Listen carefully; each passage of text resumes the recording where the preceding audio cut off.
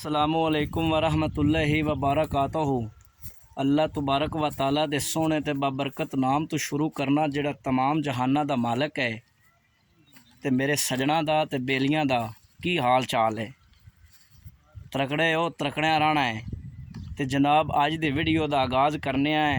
गल इंज है कि मेरे टूवल दी ना तार ना ख़राब हो गई है।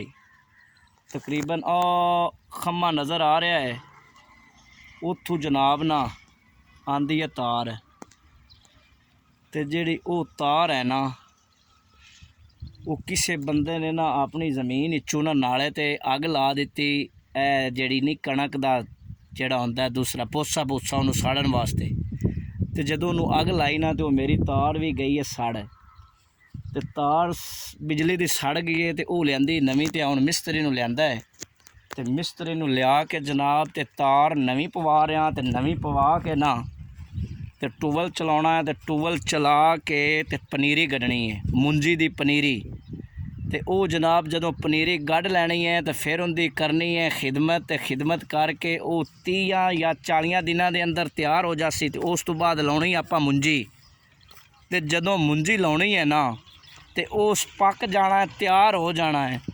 तो फिर जनाब आपां जिहड़ा है ना इंशाअल्लाह सारे बिरावां रल के ते वो फसल चुक लैनी है। तो चावल चुवल जिहड़े ने ना आपां सारे रज के खाने ने। परेशान नहीं होना, तुहाडा भी विच हिस्सा है।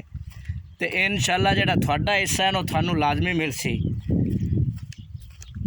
तो गल ये है भी थोड़ा जिहा मैं थानू टूवल का भी नज़ारा करवा देवां। आ जनाब टूवल है, इनू तसल्ली ना वेख लो। टूवल का खूह है।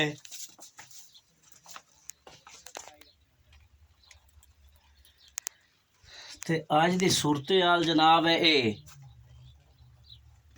ते इस कमरे दे विच है, टूवल का कमरा है। तो इहदे विच जनाब सप भी है। तो जिस तरह इंसान कपड़े बदलते रहे ना, ये भी कपड़े आपदे बदलता है। वो जदों कपड़े बदलता है ना, वो जिहड़े तो कपड़े लुमदा है, आ जनाब वो पे हुए ने। थानू ज़रा मैं विखा देवां, तुसी कर लो चेक।